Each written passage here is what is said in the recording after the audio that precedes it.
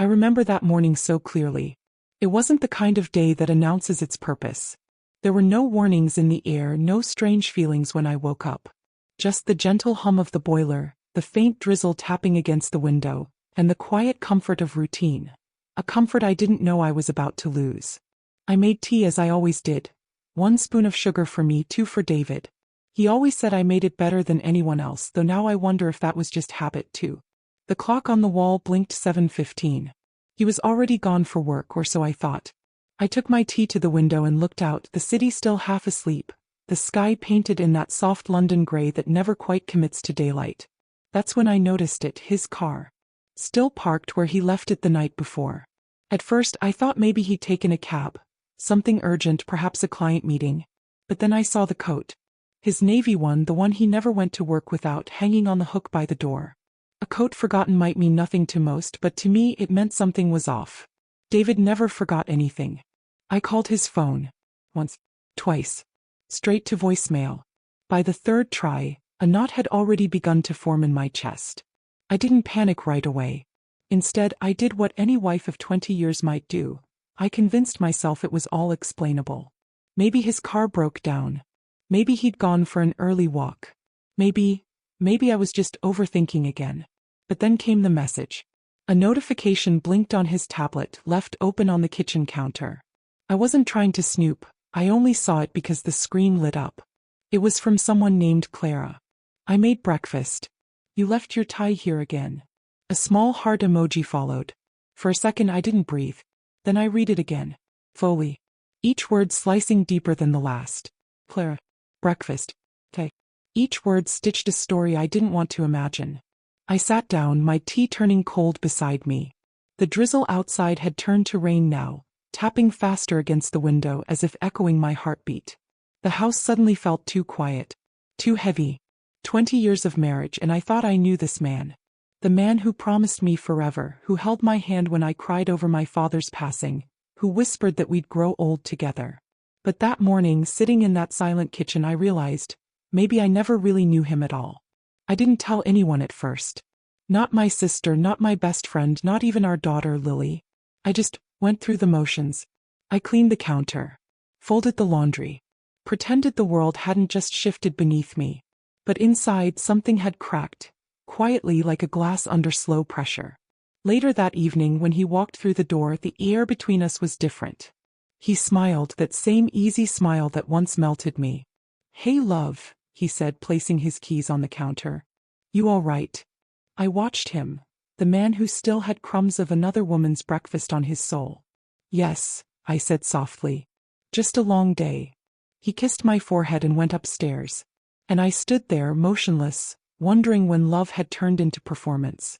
For the next few weeks I carried that secret alone. Every time his phone buzzed, every late meeting, every unexplained smile, they all added weight to the truth I didn't want to face. I became an actress in my own home, reciting the lines of a loyal wife, while my heart rehearsed the words it was too afraid to speak. I know. Then came the day I followed him. It was a Thursday, raining again as if the sky was warning me. He said he was leaving for a business trip in Manchester. I waited 15 minutes after he left, then grabbed my coat and called a cab. I didn't plan it. It was instinct, pure and painful. When his car stopped near a quiet neighborhood in Croydon, I told the driver to wait. I watched from a distance as David stepped out. No luggage, no briefcase. Just him. He walked down the street and stopped at a small terraced house. He knocked once. The door opened. And there she was. Clara. You know how sometimes in a dream your mind tries to protect you from the truth by blurring faces? I wished that would happen then. But it didn't. She was younger. Maybe early 30s. Soft brown hair, kind eyes. The kind that used to be mine. She smiled at him. He kissed her cheek. And in that moment, something inside me shattered quietly. He stepped inside. The door closed. And with it, 20 years of my life fell apart. I didn't cry right away. I just stood there, the rain soaking through my coat, my breath fogging in the cold air. My fingers trembled, but not from the weather. From realization. From betrayal. When I finally went home that evening, the silence of the house felt unbearable. Every picture frame on the wall mocked me. Every memory felt tainted. That night, when he returned, Yes, he came home as if nothing had happened. I looked at him and saw a stranger wearing my husband's face. He talked about his trip, how exhausting it was, how the hotel had terrible food. I nodded, playing along, my heart somewhere between fury and disbelief. And as he drifted off to sleep beside me, I lay awake staring at the ceiling, wondering how many lies could fit into one man's mouth. That was the morning I began to plan.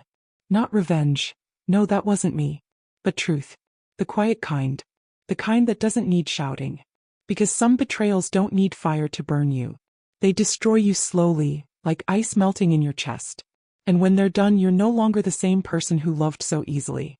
That was the morning I discovered my husband's second life. But it was also the morning I began to reclaim mine. The days after I discovered David's secret felt surreal, like living in a dream that I desperately hoped I could wake up from. I went through the motions of life, making breakfast, folding laundry, pretending to watch the news. But inside I was unraveling quietly. He moved around the house as if nothing had happened.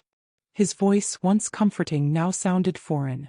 Every glance, every smile, every ordinary gesture was laced with a hidden truth I could no longer ignore. I tried to tell myself it wasn't real.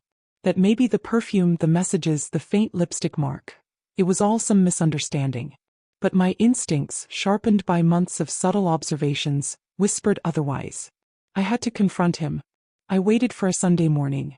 The sky was pale, thin clouds stretching across the horizon.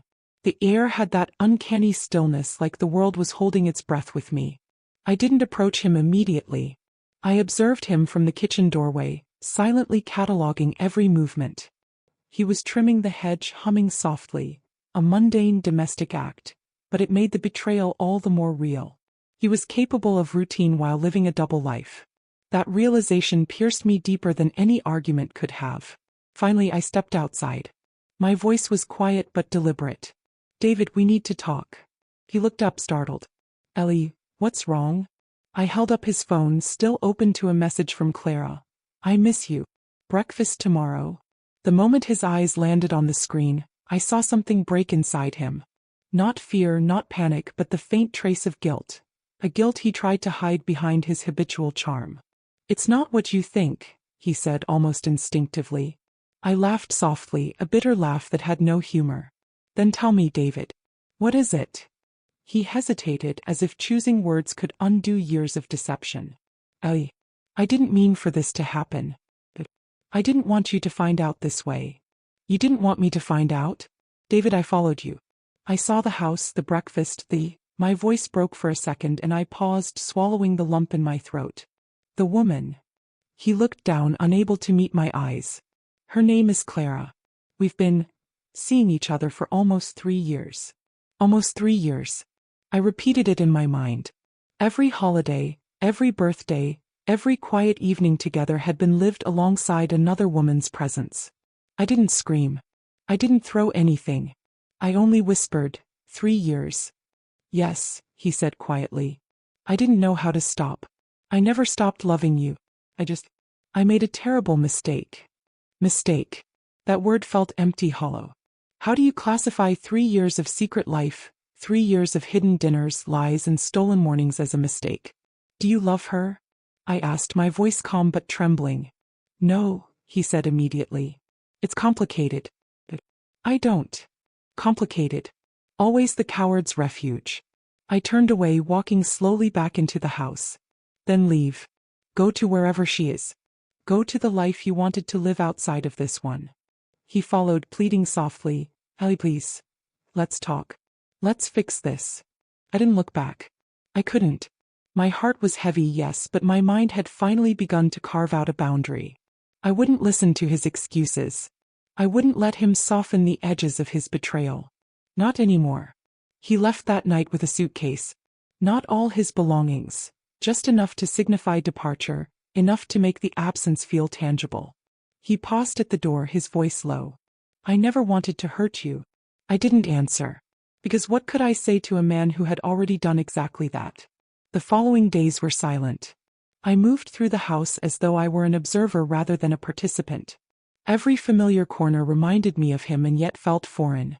I found myself standing by the window for hours, staring at the city streets, the raindrops forming tiny rivers down the glass. My reflection stared back at me, a woman I barely recognized, a woman who had been invisible in her own life for too long. Then came Claire. Her call was hesitant, nervous. I didn't know he was married. I'm sorry. I listened quietly, letting her words float into the space between us. They held a truth she couldn't have fully grasped. She hadn't stolen him. He had given himself to her willingly, just as he had chosen me all those years ago. Then why? I asked softly. Because he told me you two were done, she whispered. The words hit harder than I expected. Done. 2 decades of marriage, erased in a single sentence. I hung up without another word, feeling a mix of sorrow and strange relief. She hadn't known, and now neither did I need to care. Her innocence was not my burden. I began the slow work of reclaiming myself. Morning walks returned. I wandered through familiar streets, taking in small details I had long ignored. The aroma of fresh bread from the corner bakery, the gentle sound of children's laughter, the way the clouds moved across the sky. One evening, as the sun dipped behind the buildings, painting the room in gold and rose, I realized something important. Betrayal doesn't always break you completely. Sometimes, it opens a space to discover who you are when no one else is looking. I started cooking again for myself, not for anyone else. I read books I had abandoned. I laughed quietly at small, private jokes I remembered from before life had become about someone else's needs. And slowly the pain began to reshape itself. It was no longer an ache in my chest, but a quiet presence. A reminder, yes, of what had been, but also of the strength I had found in facing it. When David tried to contact me again, flowers, calls, letters, I didn't respond. Not out of hate, but because I had learned that peace isn't found in reopening doors you've already closed. Sitting by the window that night, the city lights glowing softly against the rain, I felt something I hadn't in months. Calm. Life hadn't ended. My heart hadn't shattered beyond repair. It had simply been tested, and in surviving I discovered that I was capable of more than I had realized. Sometimes the people we love most also teach us the hardest lessons. Sometimes, the ones who hurt us deeply inadvertently help us rediscover ourselves. And in that quiet, reflective moment I finally understood. Forgiveness wasn't about excusing him. It was about freeing me. After months of quiet reflection, I began to notice subtle changes within myself. At first they were small. A deeper breath, a longer pause before answering a text, the willingness to walk past his favorite cafe without a pang. The world hadn't stopped, and yet for the first time in years, I felt as if I were stepping back into it fully, like I was finally taking up the space that had always been mine. Healing wasn't instantaneous. It never is. I had carried 2 decades of love, routines, shared memories, and suddenly, all that weight was lifted from him but left behind on my shoulders. Every morning I woke to the silence of my apartment and reminded myself, this is my life now. Mine to live, mine to shape. I started journaling again, a habit I had abandoned after marriage. Words spilled onto paper without judgment, without expectation. I wrote about the mornings he was gone, the laughter that once filled these walls, the betrayal, and most importantly, my small victories, standing by the window, finishing a novel, laughing at something simple and inconsequential. Writing became a bridge, connecting the woman I had lost with the woman I was becoming. Friends began to notice the difference. My sister, cautious at first, saw me at the local market and said, "You look lighter." I smiled, though my chest ached at the memory of what I had lost. But lighter. That was the word I wanted to embrace. The heaviness of heartbreak was beginning to lift. One day, I found myself walking through the small park near my apartment. The trees were turning gold and orange, autumn in full bloom. I sat on a bench and watched the children play, couples walking hand in hand, the occasional dog bounding freely across the grass. I felt no envy, no longing. I felt a quiet gratitude for being able to witness life without being trapped by it. It was during this walk that I realized something profound. I was no longer defined by his choices. I was not a victim of his deceit. I was the sum of every decision I had ever made for myself, every moment I had held on to hope, every act of kindness I had offered to the world and to myself. I began volunteering at a local community center. Small things at first. Reading to children, organizing donated clothes, helping elderly neighbors. The act of giving, of being useful outside my home, filled a space I hadn't realized had been empty. It wasn't about distraction. It was about purpose. Slowly, I began to see myself as a person capable of joy, resilience, and love, not just a woman defined by a husband's betrayal. At home, I changed things too. The apartment I had once shared with David became a sanctuary for me. I repainted the walls soft cream, added potted plants by the window, and rearranged the furniture so that every corner felt intentional, alive. The home no longer carried shadows of deceit. It reflected me, gentle, steady, reclaimed. Sometimes I would catch myself smiling at the sunlight spilling across the floor, or the way steam curled from my cup of coffee in the morning. Those small, everyday pleasures, once ignored or overshadowed by heartbreak, became proof that life could still be beautiful. Then came the first night I slept alone without remembering him at all. No memory of the lies, no ache of betrayal, no longing for something I could no longer have. Just me, the soft blanket, and the quiet hum of my own heart. That night I felt whole for the first time in years. I began reconnecting with friends I had neglected, rebuilding bonds that had been set aside for family obligations. Conversations were easier, laughter more genuine. And slowly I allowed myself to hope, not for him, not for reconciliation, but for life to surprise me in ways I had forgotten it could. One afternoon I received a letter. No sender, no return address. I opened it cautiously. Inside was a simple note. I hope you find the peace and happiness you deserve. No signature. Just words. And for the first time I felt the absence of anger. No resentment, no lingering hurt. Only calm. Only clarity. It was in this clarity that I understood. Healing was not about forgetting. It was about seeing the past clearly, acknowledging it, and then choosing to step forward anyway. I could honor what was real even if it had ended painfully. I could remember love without holding on to it. The weeks turned into months. I started painting again, a hobby I had abandoned in the chaos of family life. Every brushstroke was deliberate, gentle, a conversation with my own soul. I painted sunsets, quiet city streets, empty chairs in sunlight, symbols of solitude, strength, and hope. And then one morning as I sipped tea by the window, I realized that I no longer measured my worth by the presence or absence of another person. I was enough. Entire. Undiminished. Stronger than I had ever known. I didn't need closure from him, from Clara, or from anyone. I only needed closure within myself. And that I finally had. Standing by that same window where heartbreak had first revealed itself, I looked out at the city. The streets were alive with light, movement, and possibility. My reflection in the glass smiled softly back at me, unbroken, unashamed, and ready to embrace the life ahead. Sometimes, the endings we dread most teach us the lessons we need to survive and thrive. Sometimes, the love that leaves isn't a theft but a gift. The gift of rediscovering ourselves, of building a life that belongs entirely to us.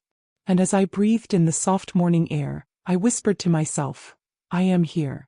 I am whole. I am enough. Years have passed since that morning, the morning my life fractured and reshaped itself. And yet, every now and then, the memory returns, not as a sharp pain, but as a gentle echo reminding me how far I've come. I often sit by my window in the evenings, watching the sun dip behind the cityscape.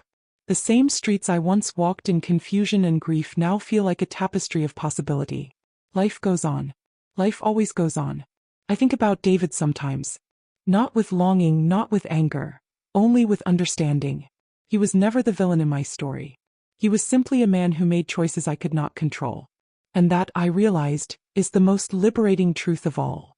The only life I can shape is my own. I've learned that heartbreak is not the end of joy. That solitude can be a companion, teaching you your own strength. That forgiveness, even when no one asks for it, even when it seems impossible, is the key to freedom. I've allowed myself to embrace life fully again. Friends, old and new, share in laughter and quiet moments. I travel, I paint, I read, I cook meals that are mine alone or shared with people who lift me rather than weigh me down. And love. Love has returned, but differently. Not the naive, all-consuming love that once defined me. No, this love is patient, gentle, and, above all, rooted in respect, for myself first. Sometimes, when I recall that day, the ache surfaces for a fleeting moment. But now I can look back without fear, without bitterness. I see it as a turning point, the moment that forced me to reclaim my life. I've learned that endings are not failures. They are opportunities to grow, to redefine, to heal. The life I thought I lost is not behind me. It's within me, and I carry it forward with quiet strength. And so, I live deliberately. I laugh with intention. I cry when it's needed, and I cherish each ordinary day as a gift. Because life isn't about waiting for someone to return, or for the past to make sense. Life is about being present, being true, and finding the courage to love yourself fiercely. If you ever find yourself in a similar place, betrayed, unseen, or left behind, remember this. Your worth is never tied to someone else's choices. You are complete on your own. And sometimes, the love that leaves makes room for a life you never imagined could exist. I stand here today, a woman who has endured, learned, and healed. A woman who knows that being whole is not contingent on another person. A woman who smiles at her reflection, quietly confident, deeply grateful, and ready for every chapter yet to come. The morning I discovered my husband's second life marked an ending, yes. But it also marked a beginning. The beginning of me, for me, and by me. And that, I finally understand, is everything.